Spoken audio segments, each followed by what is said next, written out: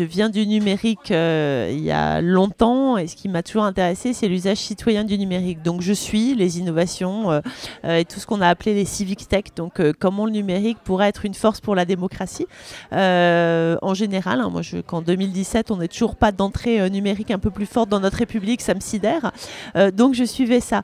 Et puis quand la primaire.org est sortie, on a rencontré les deux fondateurs de la primaire.org qui sont venus à Rennes sur une réunion publique et on a été assez frappés avec les personnes de la société civile avec qui je suis en politique depuis quelques années, de la transparence, de l'éthique, de la rigueur, mais je n'avais pas l'intention d'y participer. Et puis quand ils ont commencé à voir les candidats, je suis allée voir qui se présentaient et là, au moment où je me suis inscrite, il y avait 200 hommes et 8 femmes. Donc j'ai commencé par râler en disant, bah, tiens, même quand c'est ouvert à tout le monde, les femmes n'y vont pas. Et mon mari m'a dit, bah...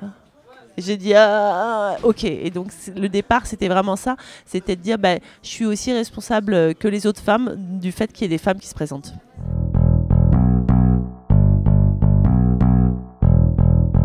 Quand je me suis présentée, c'était donc une question de témoignage en tant que femme et de dire bah, ça fait 20 ans que je travaille autour de la prévention, que dans le monde associatif, je me confronte au pouvoir public et je me dis souvent qu'il y a des choses qui marchent un peu à l'envers, qui au lieu de partir de la réalité du terrain, descendent et ont parfois pas de sens. Ça fait 2 ans que je suis élue en tant que société civile et que du coup j'ai fait du lobbying sur des lois en me disant encore une fois, bah, tiens, la manière dont on prend de la décision politique, c'est un peu compliqué.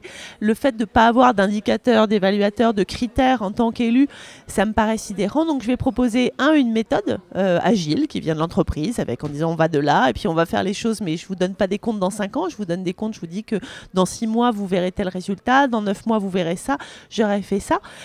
Donc le côté de rendre des comptes aux électeurs et d'autre part je vais parler de ce que je connais qui est la santé, donc la santé dans toutes les politiques en disant bah, ça ne devrait pas être une politique en silo qui parle de maladie mais bien quelque chose qui évite dans toutes les politiques de ne pas avoir des gens qui tombent malades et ça serait la première règle et donc j'ai écrit là-dessus en disant je vais rejoindre une équipe sur ces questions sur lesquelles je suis compétente parce que je les travaille et quand je me suis retrouvée deuxième à l'issue des 500 parrainages j'ai dit oula mais moi je ne sais pas écrire et je trouve ça et c'était un vrai objet de débat avec les autres candidats à la primaire, je trouve ça absurde d'écrire un programme tout seul dans un coin, y compris avec une équipe de 10 poteaux, aux copains, aux conseillers.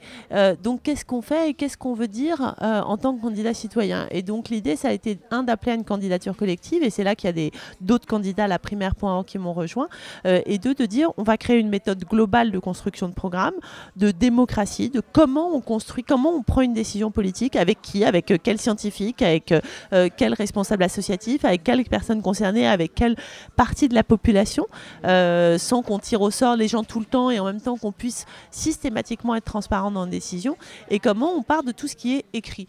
Et je reviens d'un rendez-vous avec l'association des maires ruraux de France qui ont écrit des propositions qui sont dans la réalité de leur territoire. Les associations de solidarité internationale ont écrit des recommandations. L'association des paralysés de France aussi. Et donc nous, on crée cette espèce de moulinette sur laquelle on peut rendre cohérent, financer et donner du temps sur toutes les propositions de la société civile.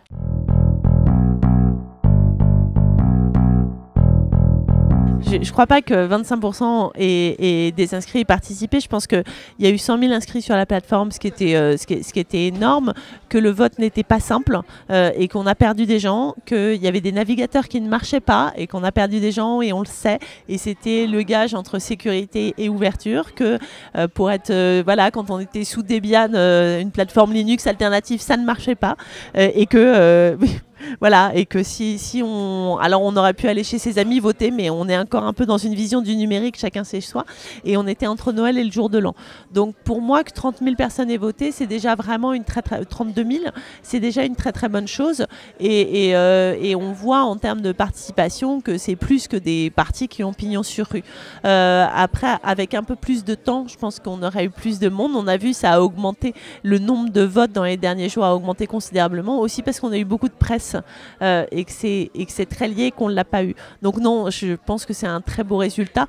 On peut toujours espérer mieux, mais je le vis pas comme une déception.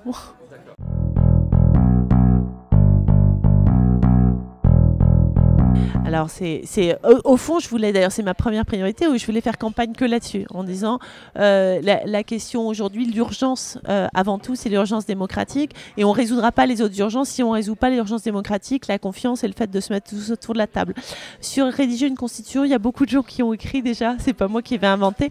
La question est du processus, on s'est donné 2 ans, parce qu'en regardant tous les gens qui travaillent déjà avec les personnes éloignées de la vie publique, comme les Passants Nous ou ATD Quart Monde, leur estimation, c'est de dire il faut du temps, il faut former des gens parmi les pairs, il faut créer des moments, des questions régionales en territoire urbain, en territoire ruraux, il faut travailler avec les banlieues, il faut former les gens, il faut que tous les débats soient transparents. Il faut donc financer, il faut que les gens tirés au sort puissent quitter leur travail de façon officielle et être indemnisés pour ça, pour pouvoir participer. Donc il faut 2 ans. C'est pour ça qu'on s'est donné 2 ans avec et du tirage au sort et du volontariat et en finançant avec les indemnités, j'ai perdu le mot, les fonds parlementaires. C'est-à-dire qui aujourd'hui peuvent servir, pas toujours, mais à du clientélisme, mais qui au fond leur premier but, c'est de servir la démocratie.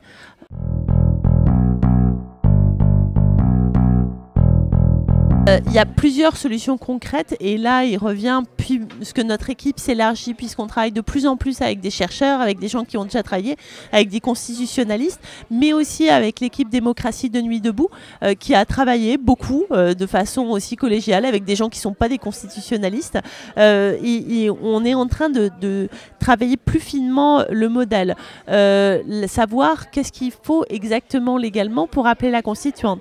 Est-ce qu'on crée en parallèle une 4e chambre, ce que je souhaite, qui permettrait d'être une chambre justement garante du processus, pareil avec une partie de gens tirés au sort, une partie de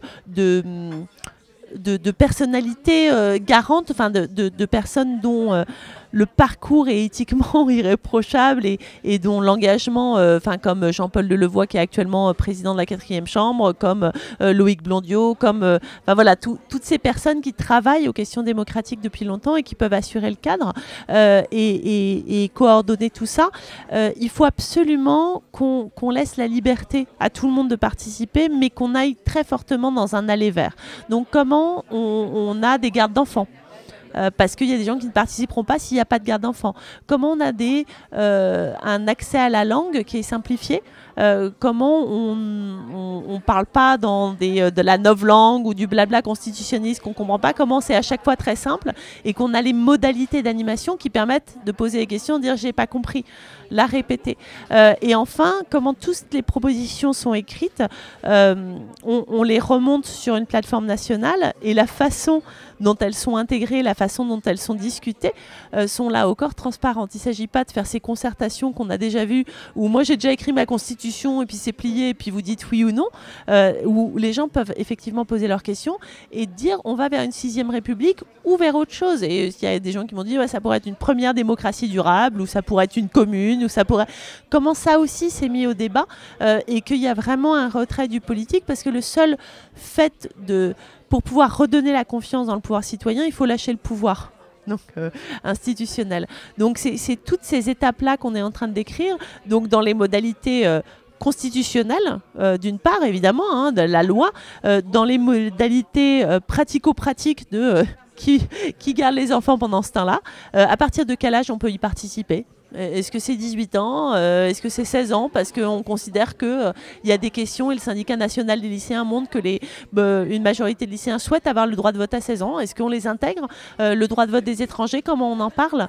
Et toutes ces questions-là, il ne me revient pas de trancher. Il revient de les poser dans l'espace public et de voir la façon dont on ne perd personne en cours de route.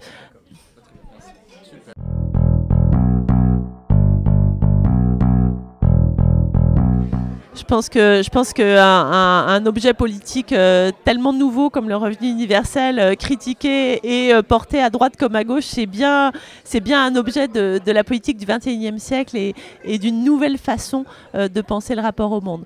Nous, on s'est basé sur les travaux du Mouvement français du revenu de base et sur les travaux de Vincent Liéger sur la dotation inconditionnelle d'autonomie.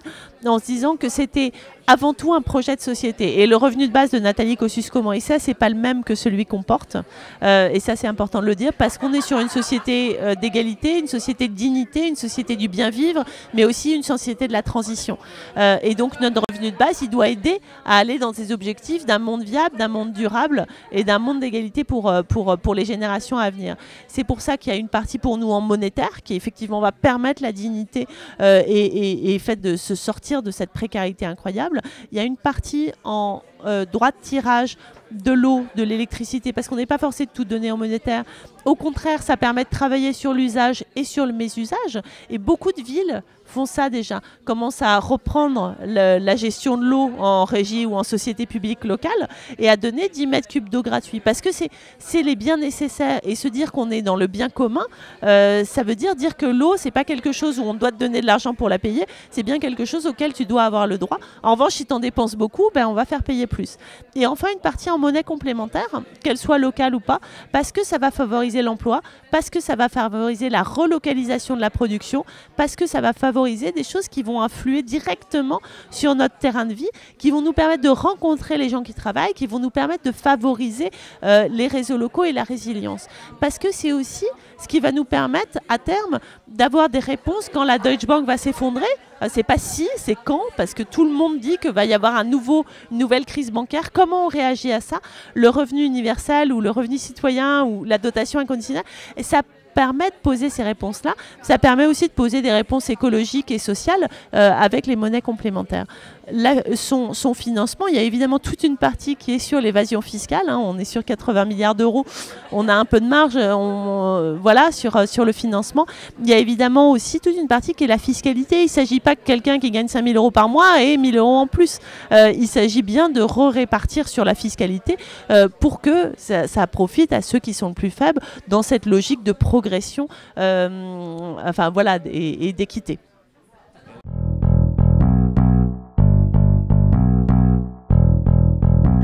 Alors en région lyonnaise, je ne sais pas, mais là je rencontre des élus, donc j'espère vous l'annoncer dans quelques jours. Alors sur le financement, on a fait un appel sur le site de la primaire et puis maintenant sur mon site directement pour un appel aux dons pour financer la campagne, puisque c'est comme ça, on n'a pas de fonds publics. Via le parti politique éphémère, la primaire.org qui a été créé. Éphémère parce qu'il est créé pour s'autodissoudre dans 2 ans, quand les comptes de campagne auront été validés, pour que ce soit un objet de prise de pouvoir et n'est pas un objet pour garder le pouvoir. Et avec tous les objets et toutes les questions d'appareil qu'on voit aujourd'hui qui sont compliquées. L'appel à dons est évidemment essentiel et on est transparent. Alors on ne l'a pas mis encore en ligne parce qu'on manque un peu de personnel, parce qu'il faut payer le personnel et qu'il faut monter des sous, mais on va montrer tous les frais de campagne qui sont principalement des salariés et puis les billets de train. On essaye de dormir toujours chez les gens, enfin voilà, les repas pour les fonds. Sur la question des parrainages, on en a 20 sûrs, il y a une centaine de promesses en cours, mais surtout on a 1700 volontaires inscrits sur le site qui téléchargent le kit parrainage depuis une semaine et qui vont voir leurs élus avec des gens qui se disent mais en fait je connais un maire, mais tiens, mais oui, le maire du village de mes parents. Et c'est assez passionnant dans ce que ça reproduit de démocratie directe et de liens, et ça c'est vraiment intéressant. Sur le financement, si je voulais dire autre chose, il y a une question qui est assez étonnante, c'est qu'en fait je ne peux pas me financer. Moi j'ai arrêté mon travail, je ne veux pas travailler en plus. Je reste élue en étant très claire, mais si j'ai les 500 parrainages, je ne serai plus élue. Mais comment on gagne sa vie? En fait, est-ce qu'il faut être riche? Donc je voulais demander à Philippe Poutou, je l'ai croisé l'autre jour, mais pas assez longtemps, comment il faisait. J'imagine qu'il est salarié du parti. Comme j'ai pas de parti, ça marche pas. Non, mais comment il vit pendant sa campagne? En tout cas, c'est des vraies questions. Comment là, j'ai des frais de babysitting et en fait, je peux pas faire du chèque emploi service universel, c'est pas remboursé dans les frais de campagne. Donc il y a des questions et c'est aussi ce témoignage. Et au fond, si on faisait de la politique normale, même si le mot était un peu galvaudé, eh ben c'est ça aussi les questions. C'est qu'est-ce qu'on peut rembourser et comment on fait une campagne qui est l'anti-Big Malion, mais qui est une campagne de terrain. C'est des questions qu'on pose aussi puisqu'on veut absolument porter un discours aux législatives et c'est aussi l'objet de la rencontre à Lyon et dans toutes les régions d'avoir des candidats citoyens aux législatives pour renouveler l'Assemblée nationale, pour faire en sorte qu'on ait une Assemblée nationale qui ne soit pas que des hommes blancs de plus de 60 ans fonctionnaires. Et donc on va favoriser des candidats qui vont regrouper autour de la charte anticorps, autour de ces principes-là. Et tous les questions de financement, toutes les questions d'enjeux politiques, c'est aussi ce qu'on veut partager pour que de plus de gens se disent « après tout, c'est possible ».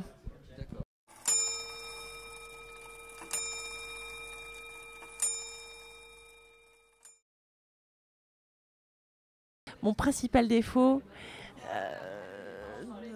l'hésitation. Lire. La manipulation. Pétain. Seul, on va plus vite, ensemble, on va plus loin. Comment j'aimerais mourir heureuse.